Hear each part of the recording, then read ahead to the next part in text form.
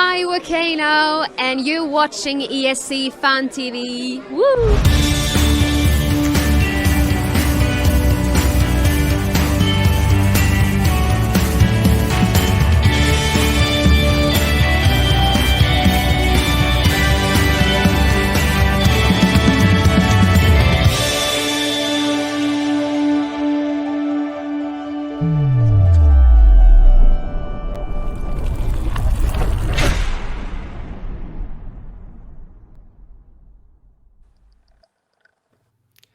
Hello everyone and welcome back to ESC Fan TV. It's a new day and it's a new show that we're premiering right here on the channel. Hope you're all very excited. This is called We Love, and it is a show all about the ESC artists that we just cannot get enough of. Today it is all about our favorite Norwegians. It's KEiiNO, and it's going to be very exciting.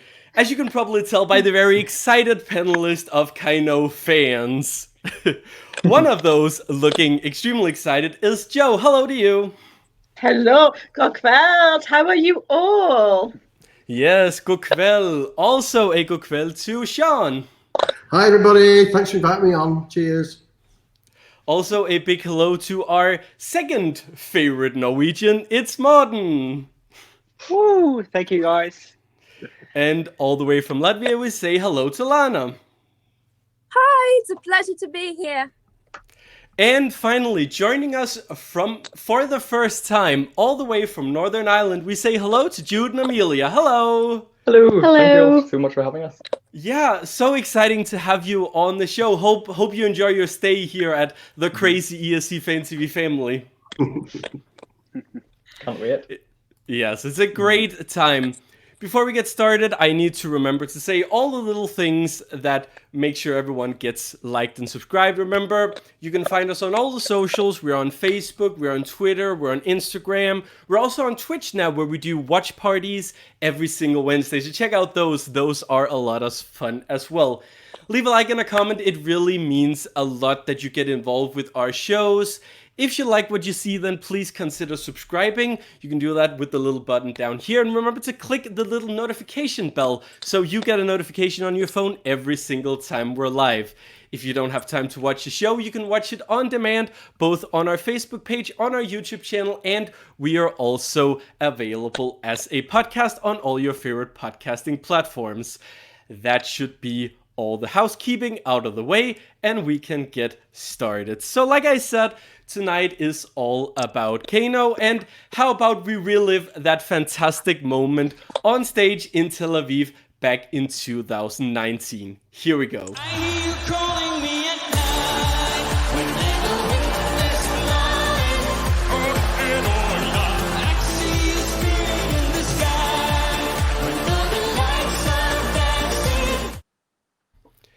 Takes us right back, doesn't it? Morten, what was your first impressions when you saw that they were announced for MGP?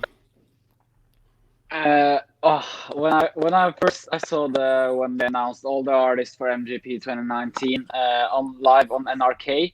When I saw them, I was like, okay, I know who Tom Hugo is. I know who Alexandra is because they have participated in 2018. So I was like, this is going to be interesting. And when I heard the song, I was like, this is going to win.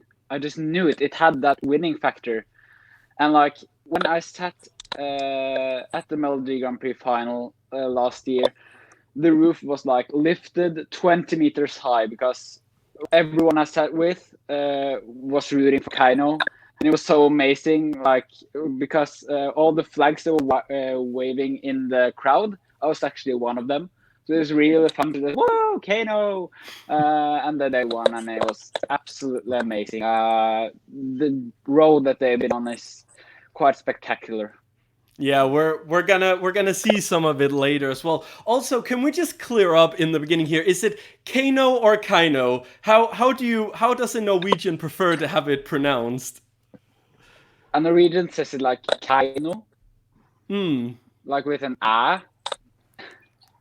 Right. Okay. I'll probably say it in 5 different ways throughout this show.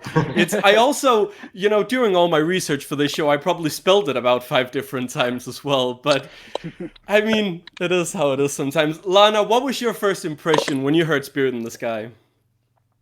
Actually, when I heard Spirit in the Sky the first time, it was the grand final of Eurovision, because last year I didn't really have the time to watch the semi-finals, and I wasn't really following MGP as well. So the first time I saw them, the only thing I could think is, what is that bald guy doing? I genuinely thought that he's saying something like aloe, like the plant, aloe vera. And so I lived in this confusion for a month until a Norwegian friend explained that to me. But I really like the song, the vibe of it. It's so danceable. I can imagine there's been other viewers in Europe who's been quite confused, but at the end of the day, it did work. They did rather well at Eurovision. Sean, did you get winner vibes from this when you first heard it?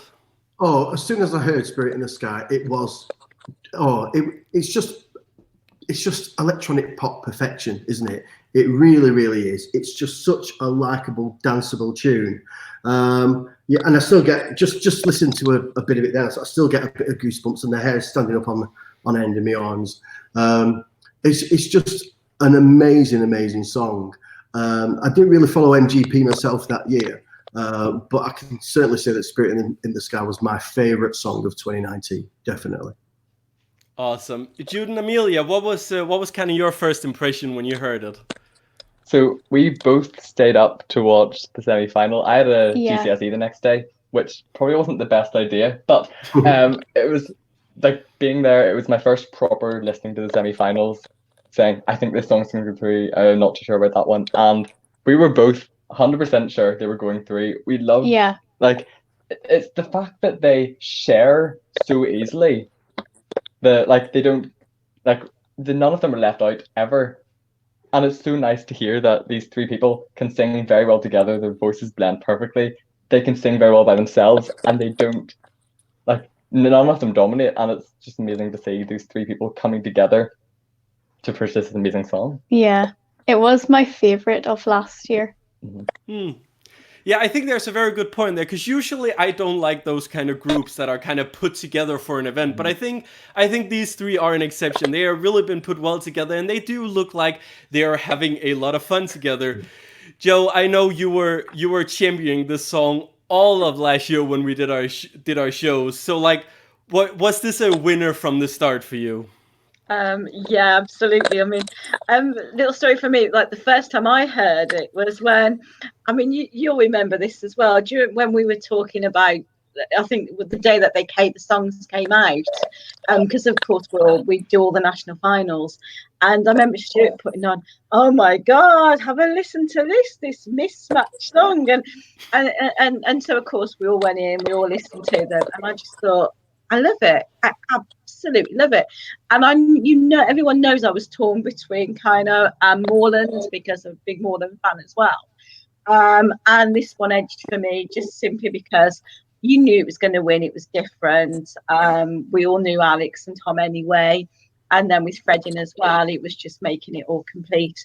It was just going to win. Absolutely. Yeah, I think for me, my first initial impression was, is this too much Eurovision? I think I even because I remember back last year when we did our shows, I was one of the few who said, are we even sure this is going to qualify for the grand final? And I have definitely eaten those words since, there's no doubt about that. But it was so interesting because it was such a Eurovision song. It felt like all the elements were there. And my first thought was, is this going to be too much for the casual viewer? But I think there is something to be said about that. It's just so much fun, and you can tell how much they're enjoying it. And I think at the end of the day, that's what came across. And I think definitely they improved on what they did at MGP when they came to Eurovision. I think it was well deserved of what it did. Joe, I kind of want to stay with you for a minute, because you got to interview them at LEP kind of before everything happened, before they became as big as they were. They were just they were the fan favorites at that point, definitely, but I don't think they had any idea of what was coming for them for this Eurovision. What was it like meeting them back at LEP last year?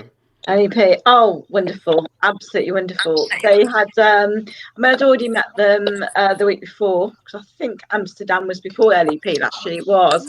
So I'd met them the week before in Amsterdam, and it was really nice to chat to them. One thing I noticed straight away was that there was a reason they're fan favourites.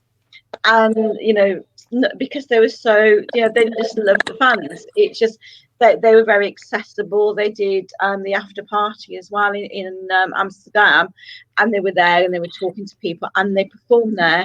And then the next week in London, so even before I interviewed them, they come in, realised that everyone was coming up wanting a piece of them, effectively, all the fans outside, and did a little gig in the park, just behind at the LEP, just behind the venue. And then, so then by the time I got to interview them, and again, we were one of the last because we stayed there quite late because they were so popular. And it was wonderful that they just came across as if, like, you know, you're talking to your friends, like what we do now, but you're on screen, and this make you so comfortable. And of course, again, that followed through at LEP afterwards as well, because they were dancing, you know, the times that Spirit in the Sky came on afterwards at the after party after the event, and they were there. They never went home. They never went when the other artists did. They stayed behind. They mingled with the fans, especially sort of the guys, and just literally chatted to everyone and danced. I think there was them, and Darude was the other one, and they were in the middle mingling with people. It sounds like, and they're wonderful people. Yeah. It sounds like the best kind of dance party you could possibly have, and they do seem very friendly. They seem like they are for the fans first, and they have this really like chill. There's no divas. There's no anything. Lana, do you think that has helped them with their success? That they do seem so like down to earth and just have a lot of fun doing this? Definitely. When I met them, it was they were so friendly. It feels like you're talking to a friend. They genuinely care. They want to listen to what you have to say. They don't just go around telling about themselves. They actually listen to their fans, and they're interested in their stories with their music. And I just think that it's so unusual, because there are some artists that act completely different. And maybe that's what kind of, again, tanked them at Eurovision, where KEiiNO stand out. Yeah, it's a standout performance for many reasons, both because of how they are as artists, but also definitely because of this like very like the yoiking, the semic elements, the very Nordic sound. Jude and Amelia, for some people who aren't like from the Nordic countries, for someone who maybe aren't used to this kind of sound, like, why do you think this kind of sound works at Eurovision? It's different. Like, when have you ever heard, as in coming from people from the UK, when have we ever heard that sound before? When have we ever heard someone singing in that? Yeah. And when have you ever heard someone singing that and make it sound as amazing as they did? Yeah. It sounds really good, like, together, though. Mm-hmm. They blend it in perfectly, I think. Yeah. And it is that like a little bit of the Nordics, right? So, like, because it is important in Eurovision that you show off your culture, isn't it? Yeah. Whenever I am ranking the songs and whenever I'm like giving my own points to them, if they have an element in their own language, they're getting an extra point, because I appreciate that. Because as someone who is a bit of a language nerd, I appreciate things that are not English-centric, because everything is English-centric these days. And if a song coming to Eurovision is not English-centric and they're being who they are and showing their own language, then I very much approve of that. Yeah, I mean, I think one of the best things is when we get new languages at Eurovision. That's just so much fun. Morten, as a person from the Norwegian fan club, following them all the way there to Tel Aviv, like, what was kind of like the general idea in the Norwegian public and in the fan public? Did you expect KEiiNO to do as well as they did on the night?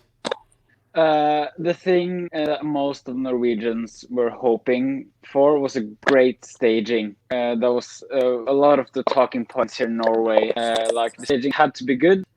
And if that was good, I think every single Eurovision Norwegian fan thought they could win. Because we knew that they were doing everything to get the fans' attention.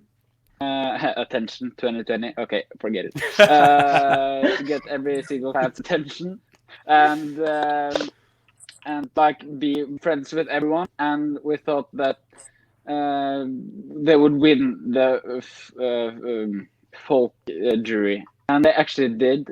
Folk votes, yeah, same. But we knew that they would maybe have a problem with the jury vote because of they didn't get a lot of jury votes in the Norwegian final.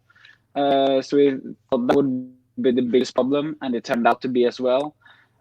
So we in Norway actually expected a lot of the stuff that actually happened in Eurovision, and we were so happy that we beat Sweden at the final, just to find out that Sweden actually beat us.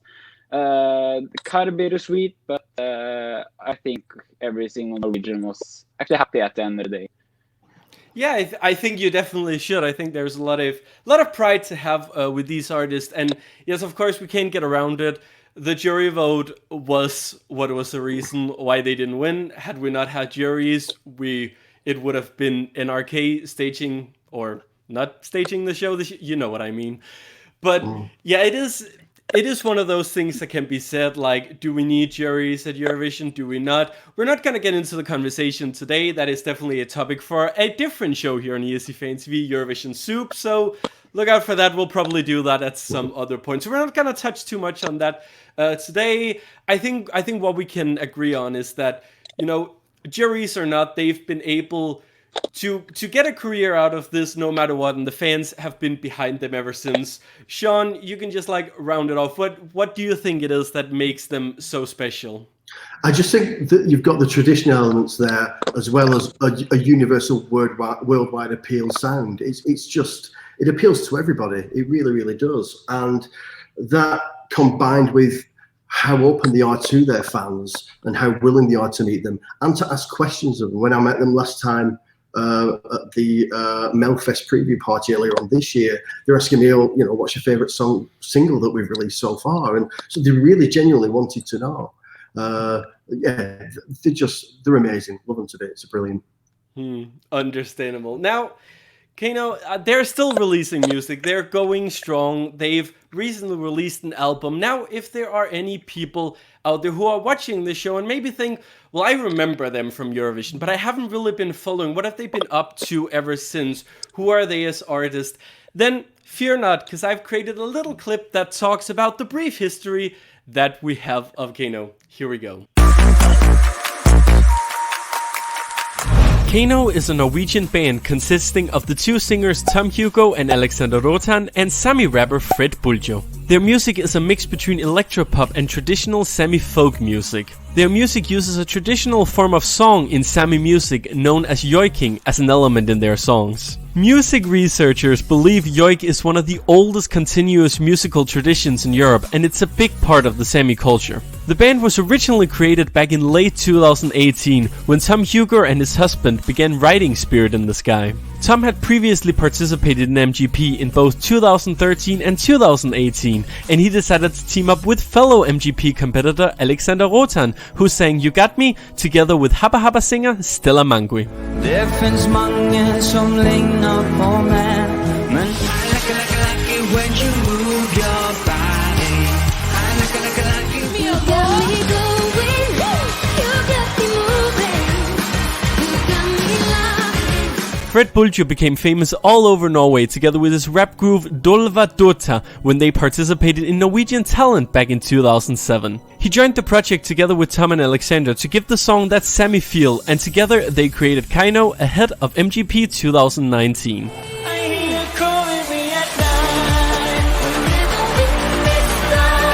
The trio went to Oslo for the grand final, and after beating 9 other songs, they were declared the winners of MGP 2019 and were on their way to Tel Aviv in May. The song quickly became a fan favorite, being played over Euro clubs all over the continent. After securing their place in the grand final of Eurovision 2019, they went on to win the televote with a total of 291 points. Unfortunately, combined with their lesser score from the jury groups, they only finished in 6th place. But that didn't stop the group from gaining success. Through the rest of 2019, they toured all over Europe, and they even got to perform in Australia. They released multiple singles, including one with the 2019 Australia Decides fan favorites Electric Feels.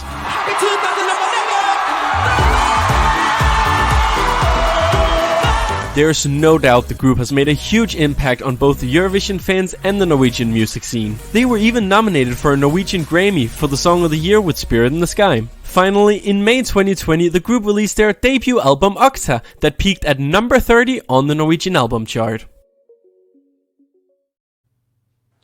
There we go, a little bit of KEiiNO history for all of you. And in best ESC Fan TV fashion, I feel like I butchered every single name in that little video. But it is what it is. Last names are hard, okay? Last names are hard. So like I said in the clip, they recently released an album. Let us just first go around the pen. We're gonna start with Joe. What is your favorite song from the album?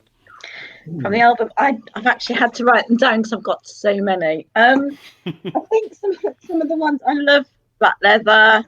I love Pray. I love Dancing in the Smoke, as well as Spirit in the Sky, of course. Yeah, fantastic. One of the songs I don't think is on the album because still waiting for my copy. Is Vahade, and I do love that song.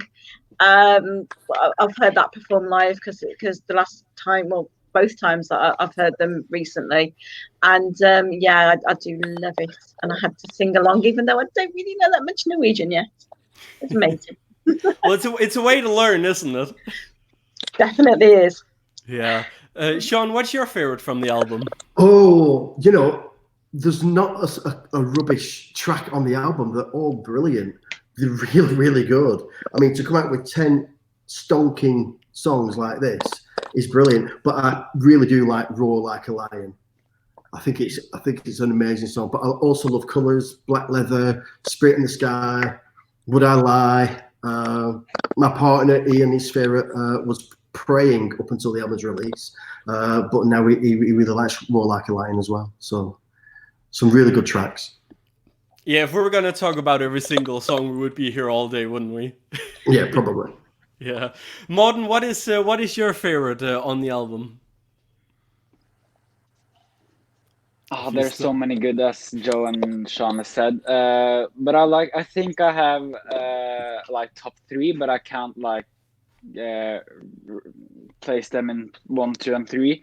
But if I had to choose one favorite, I think it would be Would I Lie, because it's just so feel good, and just you catch it from the very first time you listen to it, and you never get bored of listening. So I think Would I Lie probably, in my opinion, is the best song of the track. Great choice. And by the way, Morten, your camera is frozen. You have a bit of a resting bitch face on, so maybe try to fix that. Oh well. I'll fix that. I'll fix that. Cool. It's like a really bad ventriloquist in some sort of way. Lana, what is your favorite from the album? Oh boy. I have also 3 favorites. First is Black Leather. And I also love the music video. It's a piece of art, truly. Also, I really love Roar Like a Lion.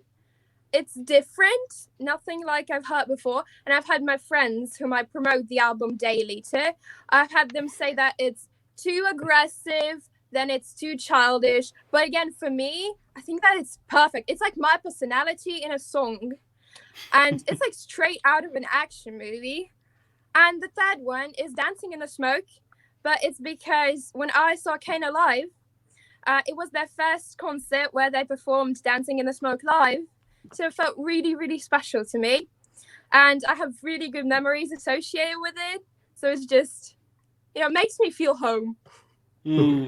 That's nice. And Jude and Amelia, I mean, do you agree? Do you have the same favorites or what? Would I Lie? Yeah. Would I Lie is, it is definitely my favorite. I do have to say Spirit in the Sky is still one of the favorites. It just brings back good memories of last year and this time last year, whenever we first heard the song, and just how the song grew throughout that time. Those 2 songs. Would I Lie is my favorite. Like, as soon as I heard it, I put it in my playlist like straight away. I automatically loved it. That's nice. I think for me, Spirit in the Sky is still great. I think Colours is my favorite. That's probably the one I've heard the most, and I really like the music video for it as well. I think it's very cool. It's very well made. For like, from what I understand, correct me if I'm wrong, right? But like, they do a lot of their stuff on their own. They do a lot of like the producing and the writing and everything on their own, right? Joe, you can probably correct me on this. Yeah, no, it's right. I think they do everything really. They're heavily involved in everything that they do, from what I gather. And that's not just the producing the music itself, but and the promoting, but the merchandise and everything they've got. It is all very much hands-on. Everything is hands-on. That it's Great. pretty impressive. I gotta say, they are really out there. They were touring a lot of last year, and they were really like out there meeting fans. Even they probably didn't get a lot of sleep last year, is what I'm saying. No, I definitely can tell you that one for a fact. Coming from Australia and then still doing, literally jumping off a plane and going straight to London to do a gig as well that we attended, and then straight back to a gig in Norway the next day. But in the meantime, not going to sleep after the gig, but actually mingling with the fans. Perfect. Wow. They're fantastic. Fantastic. And we think what we do here on the show is hard. I think like that. Wouldn't want to be in their shoes. By the way, just like, because I've been thinking while we've been doing this recording, how many people here have actually seen them live? Because at this moment, I feel like I'm almost the only one. No, yeah, I've seen 4 times, I think, 4 or 5 times. Yeah, I think I'm on about 5 times. I think. Wow. Jude and Amelia, I'm guessing you haven't seen them live You cannot either. escape Northern Ireland. 4 times. Well, no one can escape anywhere these days. No, for some reason they've never been to Denmark. I would love to go see them if they did go to Denmark, but it seems like it was like that one place that they just didn't go to last year. I don't know. I don't think Perhaps they're saving it up for the next album, eh?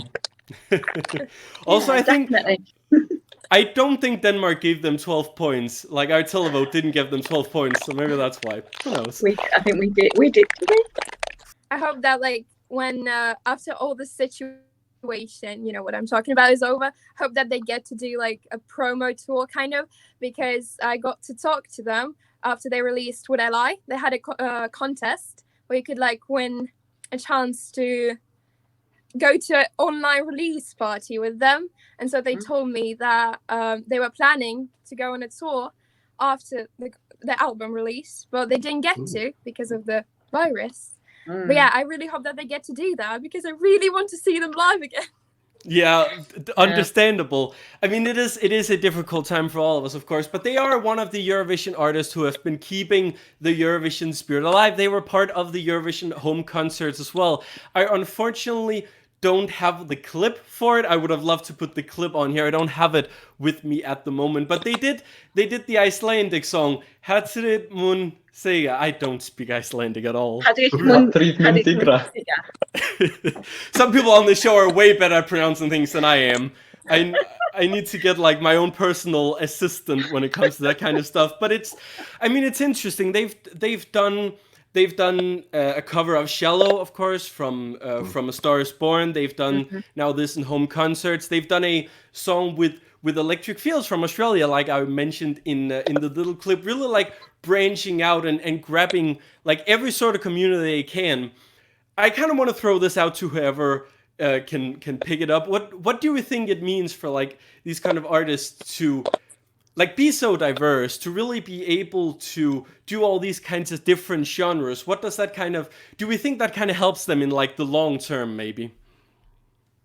Definitely. I think I think their idea is they're going to be around for a few years. Definitely. I know that's what they're saying. And I think they sort of, they need to develop in the music industry, but they also know that their bread and butter is absolutely in Eurovision, in the Eurovision fans, because we love them and we can't get enough of them. Because they also did Only Teardrops as well as a cover.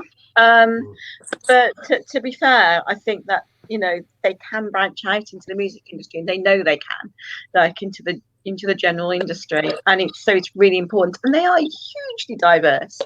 And someone one day is going to grab them, and they're going to be playing on sort of national radio. Some, other than Norway, I know they are, like UK radio. That one day, I have no doubt in my mind that they will be discovered. I think there's a good point what, to that. Yeah, go on, Lana. I think what also helps them is that their music is like very diverse.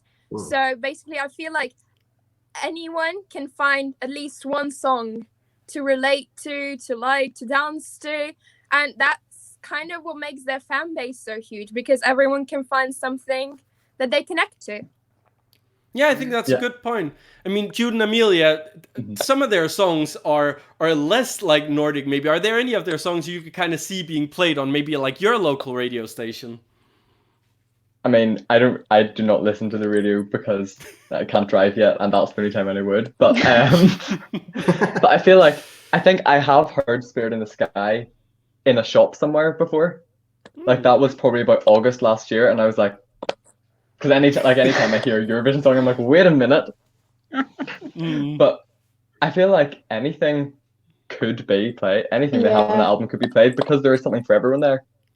And like you've heard it say, you're only as popular as your fans make you. And the fact that they can branch out into so many different genres of music, so many different places, means they're picking up fans from everywhere.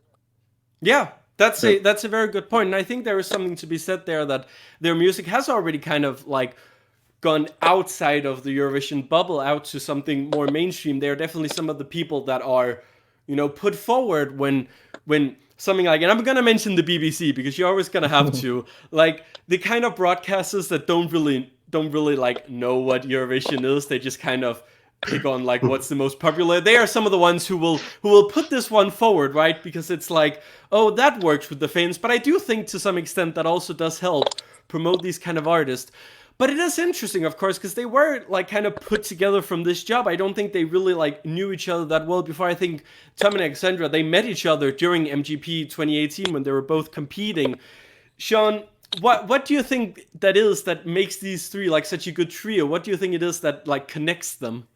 I think they just click. I mean, if you look at particularly all the recent stuff on the social media, when they got together recently, a few weeks ago for the album launch, you could just see the joy in the faces and how pleased they were all three of them were to be together again. The family's back together again. And if you just read through the social media, they really do love each other. They really, really do. And it's just so great to see. And I think that shines through in the music. They kept the music traditional as well as contemporary.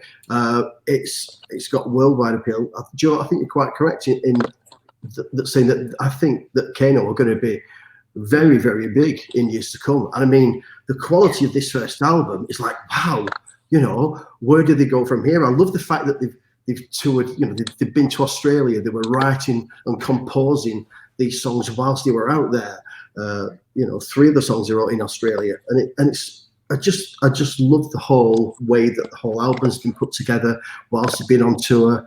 I just think it's brilliant. Where do they go from here? I don't know. It's going to be amazing. I really think so. Where do they go from here? Yeah, no one knows for sure. But I mean, we can make our guesses, we can make our predictions, we can kind of say what we like. Because obviously moving forward, like Joe already said, they do plan on sticking together as far as we know. Seems like they got something really good going on here, and it'll be very interesting to see in the future how it can go. So let's just go around. I'm going to start with Jude and Amelia this time. What would you like to see from them next? What do you think should be their like next venture? I want more Norwegian songs, being the language nerd. Because obviously I heard Vilhod Die, I think that's how you say it, and it was amazing. And they have so many of these English songs, but then they also did obviously include the Sami influence in Spirit in the Sky. So I want to see them exploring Norwegian sounds, Norwegian language in their own music. Yeah, I want to see a whole song in Sami. Who's with me on that? Yeah, that'd be good. Can we try to hear them all yoking at some point. It's an interesting language that is often forgotten. I mean, I'm Danish, and here Sami culture does not exist. You have to go up like further north for that to happen. But I know that in like a couple years ago, this is going to be for like all the Scandinavian viewers. A couple years ago, when Denmark, Norway, Sweden, and Finland had their own like MGP Nordic, which was like Junior Eurovision, but only for the Nordic countries.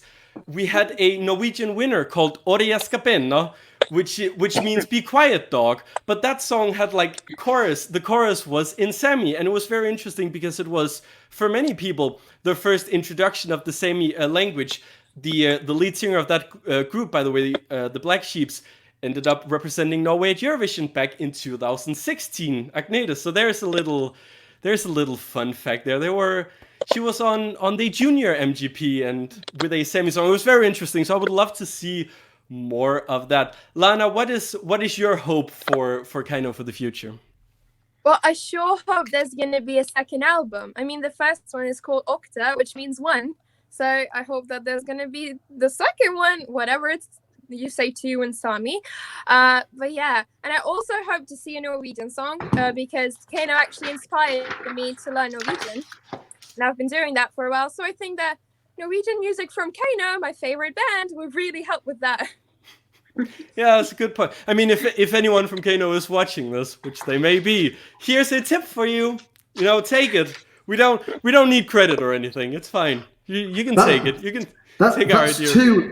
That's two in Sami. I'm not sure how you pronounce it, but yeah, I'm not going to try to pronounce that at all. Goika? It's probably Goika or Goika. I don't know. I'm only guessing. Hey. Yeah, and I mean, great. We got that cleared up because when I did all the research for a little bit earlier, I did not find out why the album was called that. So thank you for that. I'm sure there are other like me who didn't know that. Sean, you said you didn't know where they were going to go next. Of course, none of us know. But what would you like to see from them other than a Norwegian song, of course? I don't know. A few more, I agree with you, a few more Norwegian elements in there, definitely. But just more of the same. Just really, really good songs. I can't fault this album in any way. I love every single song. Keep doing it. Do we want to hear a couple more covers maybe of some popular songs? Or do we just want to hear original songs? I know they prepared a version. I've never heard them sing it, but I'd love to, because when they did their launch concert online for the album, you could vote for a few different songs for them to sing. One was Shallow. One was, what was the other one? I can't remember. But there was one, Can't Get You Out of My Head by Kylie Minogue.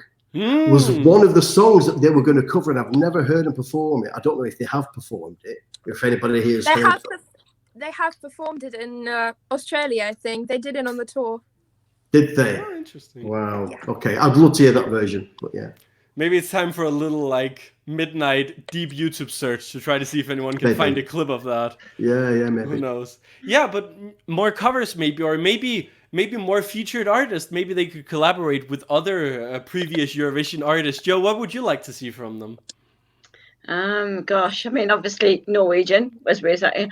Although to be honest, I mean, yes, it'd be amazing. I think most of the people who'd want Norwegian is probably the Norwegians and the Eurovision fans. If we're looking to get them sort of branched out, I think covers may get them noticed. I'm just trying to remember what they sang when Morten and I saw them in what should have been the original launch party, which was in Trondheim. And I can't remember. I don't know whether she might have done. She might have done, weren't you? Yeah, well, I had that many actually, yeah. But it's quite funny because we'd actually gone to the party. I'd gone to a party beforehand as well, before that gig, which was effectively the MGP launch party for the OJE fans in Norway. So I'd gone to that as well. So, I'll be honest, I'd like to see them branch out. I'd also like to see them do a tour. And when I mean a tour, I mean something like what Daddy Fire's doing at the moment, where he's actually doing his own gig in London. Duncan did it as well. So it's not necessarily anything Eurovision related, although most of the time for the Eurovision fans that go, but it is something that, you know, so it's getting sort of publicised by Ticketmaster or someone, and actually doing that sort of a gig instead, maybe one in London and then a couple in Scandinavia, one in, you know, because they're doing them in Norway, so it'd be nice to see them doing a few in other parts of the world. Manchester. Ah, yes. Manchester's my favorite Nordic city. I'm totally honest, I'd go to both. That's the thing, is I would actually make it up to Manchester if they did Manchester. Or Bern, obviously. Sorry to interrupt. I just wanted to say that there are 2 videos available of Can't Get You Out of My Head on YouTube.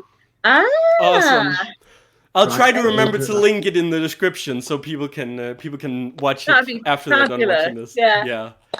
That's awesome. Yeah, so I mean, there's lots of possibilities. I think that's what we can agree. I hope if anyone from KEiiNO have been watching this, they've been taking little notes of what we've been saying, because I think there's a lot to go for, and I think like Joe said, like Sean has said, they can really go big if they want to. And I think it's going to be so interesting to follow them over the next couple of years. That's why I really wanted them to be the center of this first episode, because I think they are, you know, if anyone can do it with the help of Eurovision fans worldwide, I think it's them. I think they are really the ones who can branch out of Eurovision and do something big. And I'm very excited to see where it can go in the future. And also, if someone is watching, I keep thinking about that junior MGP song, Orias Cabena, and now I kind of want to see KEiiNO do a cover of that. Because that is such a... And I'm sure, because Alexandra was in like junior MGP a few years later. I think she was on in 2012. So I'm sure she knows the song. I'm sure she knows it, because I know it was a big hit among the children in Norway when it won MGP Nordic back then. So that could be really interesting to see. I should try to let them know about that. Anyway, that has been all the love that we could share for KEiiNO for today. I hope you all enjoyed this new show. I really hope you all want to follow it in the future. As you can see up here, there is a hashtag. We have an official hashtag for the show called We Love Fan TV. So if you do want to see some of your favorite artists on the show, you can go to Twitter, you can go to Instagram, and you can use that little hashtag, and we will be able to find it, because we would love to hear not only your thoughts about the show, but also your ideas for other artists that we can tackle on the show. Because, I mean, Eurovision's been going on for so many years. There are so many things that we can experience. Does anyone have some final thoughts they want to share before we leave? Sean, I can go to you first. Yeah. Alexandra gave me this t-shirt. Well, sort of gave me this t-shirt personally. It's crazy, this. I ordered it off the website. I ordered my Spirit in the Sky t-shirt off their website. And I got a message saying, oh, I'm really, really sorry. Your order is going to be delayed. I got one for myself and one for my partner, Ian.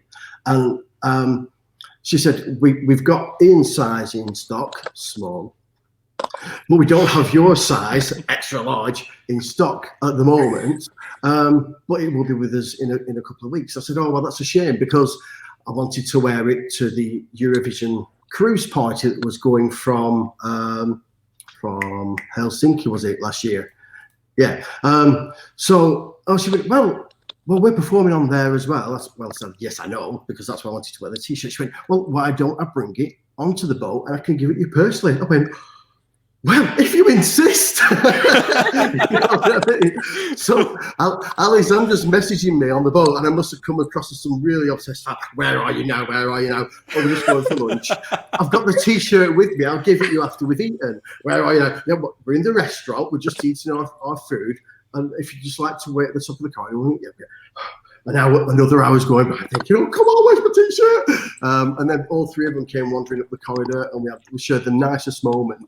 And she gave us a t-shirt, and then me and Ian went back to the cabin, put our t-shirts on, took a selfie with the t-shirts, and sent her a message saying, they fit perfectly. And she said, oh, brilliant, well done, enjoy the show. And it was a brilliant show. They are really, really good live. And the thing is with KEiiNO is that Eurovision, if you go on the Eurovision circuit, you can make a living out of doing that alone. So surely I think KEiiNO can continue to go on the Eurovision circuit, continue gigging. They are brilliant live. They will always be in big demand, and they can use that to fund further music projects. And I think it'll work really, really well for them. And go on. this leads to like their kindness again, because I traveled to Norway like just to see them. They did this kind of promo tour with Renault, the car brand. I don't know how you call that, but yeah, and those concerts, they were free and they did them all around Norway. And so I went to Norway specifically to see them live because I'm such a big fan and I love Alexandra. And and so basically I went to 2 of their concerts like 2 days in a row in the same place. And so the first day I gave Alexandra a drawing. I drew a portrait, so I gave her one of her. And and the next day when I met them, they actually gifted me a tote bag, like kind of a special merch for that. And I gave her another portrait. And she was so grateful. Genuinely talking to them feels genuinely like talking to a friend. They're so nice. That's what I love about them the most. That's really lovely. I'll definitely agree with that. Every time I've met them, and sit next to like Fred, and we had some sort of, there was a group of us, and we bought like, well, we always do after our Eurofest gigs, we always bring food, and he sat and ate with us. So after we'd had drinks with them, we still had some of our cakes and things that we bought as well, and every single time I've met them, they've just been amazing. And Alex remembered a gift I gave her in 2018 as well, when she was in London in 2018. And she still remembered that. And I gave her another one in 2019. And actually, I just remembered, like a few months ago, I DM'd Alexandra. We were kind of talking. And I asked her if she still has my drawings. And she said that one of them is on a bathroom wall. My heart melted. My heart melted. Oh, that's so lovely. They are really great people. Look at us here over on the left side, just sobbing because we haven't got the chance to meet them yet. You will one day. You will. Definitely. Yeah. KEiiNO, I skal komme til Danmark. Der er masser af danske KEiiNO-fans. Altså, I skal komme til Danmark. Det kunne være så fedt. There you go. Just want to give the little Danish shout out there. Hope that helps them. So, any final thoughts anyone want to share? Just if anyone from KEiiNO is listening, keep being unapologetically you. We love what you've done so far, and we just hope you keep going on in the same way and stream Octa. Yes. What a perfect way to end it. I think we've given as much love to them as we possibly can, and I think they'll be very happy to see this, and hopefully they'll also be very happy to come on a show sometime. That could be really fun to like have a little chat with them again. So thank you to everyone watching, and thank you to everyone joining us today. Thank you to Joe. Thank you, everyone, and yay, keep KEiiNO going. I know. Yeah, that's perfect. Big thank you to Sean. Thank you to KEiiNO for being absolutely amazing. Thanks to the rest of the panel. You've been all right. Hopefully we've been nice as well. Yeah. A big thank you to Lana, of course. Thank you so much for having me. Stream Octa. Yes, everyone, if you're looking for someone to do after this show, you know what to do. And of course, a big thank you to Jude and Amelia. Hope you enjoyed your first show on here, and hope to see you back. Yes, thank you so much for having us. Thank you. It's been so much fun. Remember, stream their album on Spotify, buy it on their website, buy the merch. You would think we're sponsored. We're not. We just love them. This has been. I actually really hope that they release more merch, because I want it. I want to buy everything. We need everything. We need like those little fans, and we need maybe phone cases. Yes. Maybe I can get a custom windshield for my microphone. Every merch available. We gotta get it. Oh, we gotta end this now. Thank you everyone for watching. Thank you to everyone for being on, and have a great day. Bye everyone. Bye.